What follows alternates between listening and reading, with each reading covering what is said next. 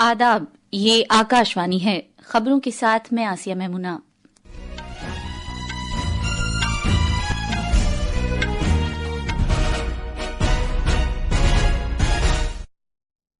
लोकसभा में भारत के आईन के 75 साल के शानदार सफर पर खुसूसी मुबाहिसा आज फिर शुरू हो गया है। वजीर आजम आज शाम मुबाहिसे का जवाब देंगे।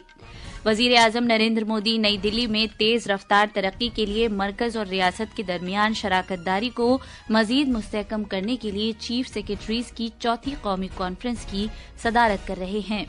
एक मुल्क एक इंतखाब से मुताल्लिक 2 बिल पीर के रोज लोकसभा में मुतारिफ कराए जाएंगे। जनूबी कोरिया की पार्लियामेंट में सदर यून सुक यूल को हटाए जाने की दूसरी तहरीक पर कानून साज अरकान के जरिए वोटिंग जारी है। भारत और ऑस्ट्रेलिया के दरमियान बॉर्डर गावस्कर ट्रॉफी के तीसरे क्रिकेट टेस्ट मैच के पहले दिन के खेल में बारिश के सबब रखना पड़ा है। आज का खेल पूरे दिन के लिए मुलतवी कर दिया गया है।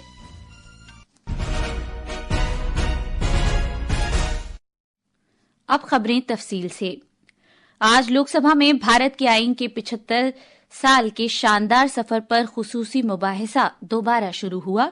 बहस के दौरान बोलते हुए पार्लिमानी उमूर के वजीर किरण रिजिजू ने आईन की तश्कील में डॉक्टर भीमराव अंबेडकर के ताउन की सताइश की।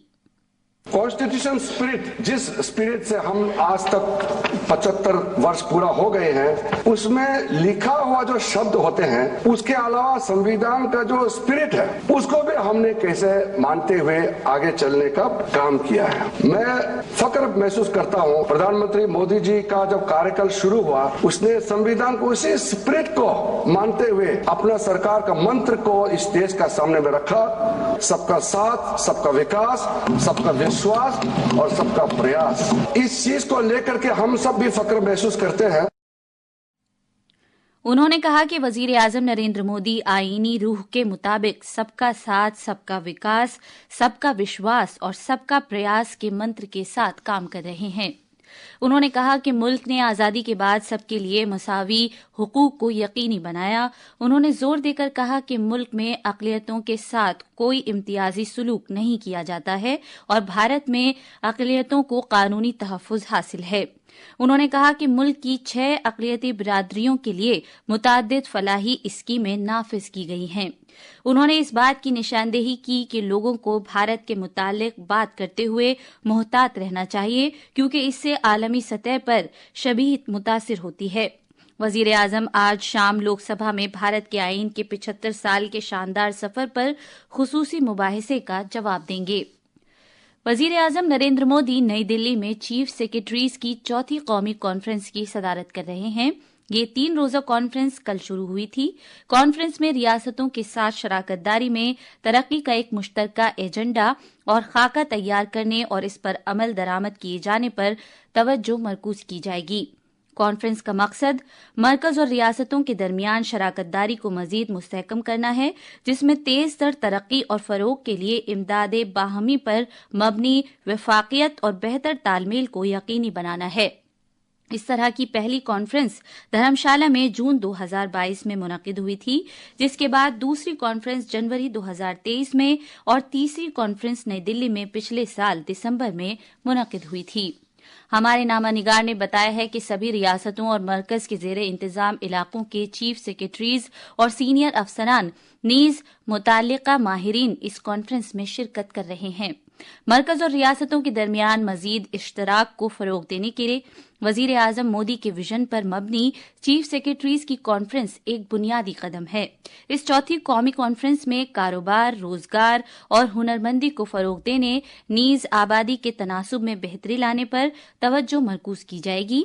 कॉन्फ्रेंस में रियासतों और मरकज के ज़ेरे इंतजाम इलाकों के लिए बेहतरीन तौर तरीकों और हिकमत अमली पर तबादले ख्याल किया जाएगा।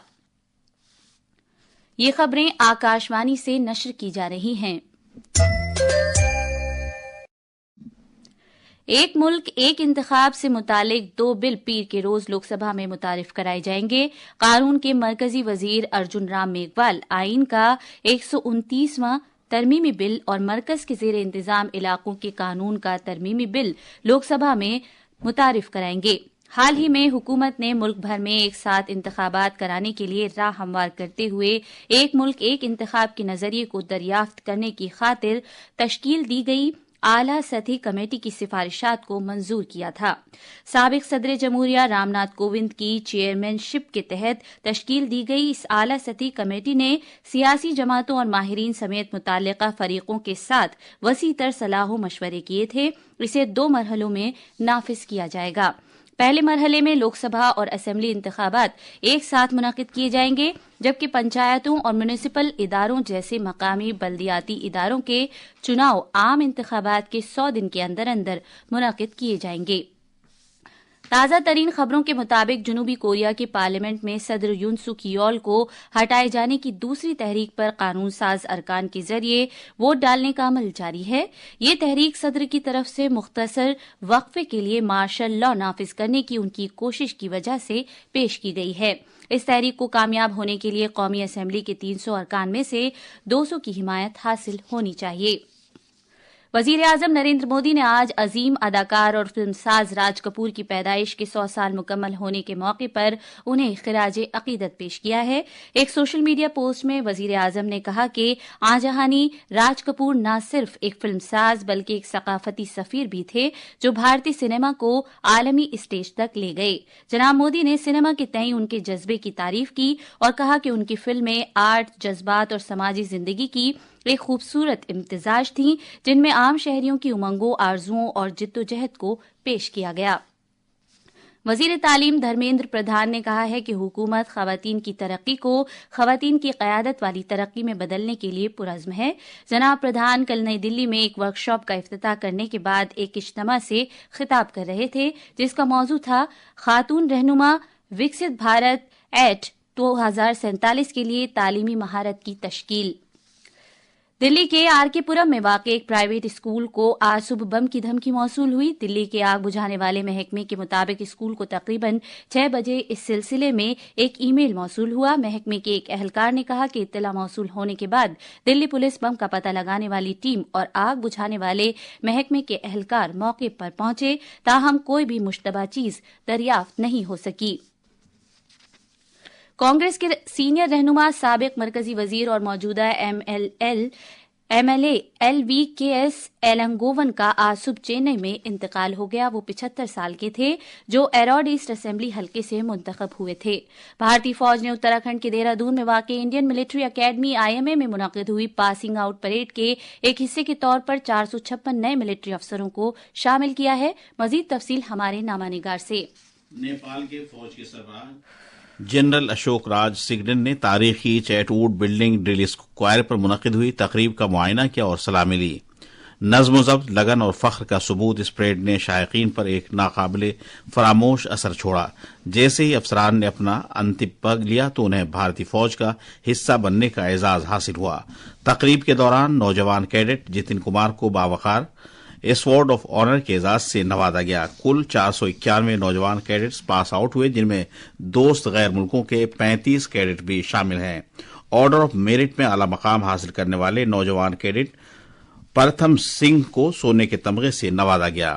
ساکشی سنگھ کی رپورٹ کے ساتھ اردو خبروں کے لیے میں محمد عمار۔ بھارتی محکمہ موسمیات IMD نے کہا ہے کہ اگلے 2 سے 3 روز کے دوران شمال مغربی اور وسطی بھارت میں شدید سرد لہر کا امکان ہے۔ موسمیات کی ایجنسی نے کہا کہ جموں کشمیر، لداخ، پنجاب، ہریانہ، چنڈی گڑھ، راجستھان، اتر پردیش، مدھیہ پردیش اور چھتیس گڑھ کے زیادہ تر حصوں میں اگلے 2 روز کے دوران شدید سردی کے حالات رہیں گے۔ برسبین کے گابا میں بھارت اور میزبان آسٹریلیا کے درمیان بارڈر گواسکر ٹرافی کے تیسرے کرکٹ ٹیسٹ میچ کے پہلے دن کے کھیل میں بارش کے سبب رکھنا پڑا ہے۔ آخر میں خاص خبریں ایک بار پھر۔ لوک سبھا میں بھارت کے آئین کے 75 سال کے شاندار سفر پر خصوصی مباحثہ آج پھر شروع ہو گیا ہے۔ وزیر اعظم آج شام مباحثے کا جواب دیں گے۔ وزیر اعظم نریندر مودی نئی دلی میں تیز رفتار ترقی کے لیے مرکز اور ریاست کے درمیان شراکت داری کو مزید مستحکم کرنے کے لیے چیف سیکرٹریز کی 4تھی قومی کانفرنس کی صدارت کر رہے ہیں۔ ایک ملک ایک انتخاب سے متعلق 2 بل پیر کے روز لوک سبھا میں متعارف کرائے جائیں گے۔ جنوبی کوریا کی پارلیمنٹ میں صدر یون سک یول کو ہٹائے جانے کی دوسری تحریک پر قانون ساز ارکان کے ذریعے ووٹنگ جاری ہے۔ اس کے ساتھ ہی خبروں کا یہ بلیٹن ختم ہوا۔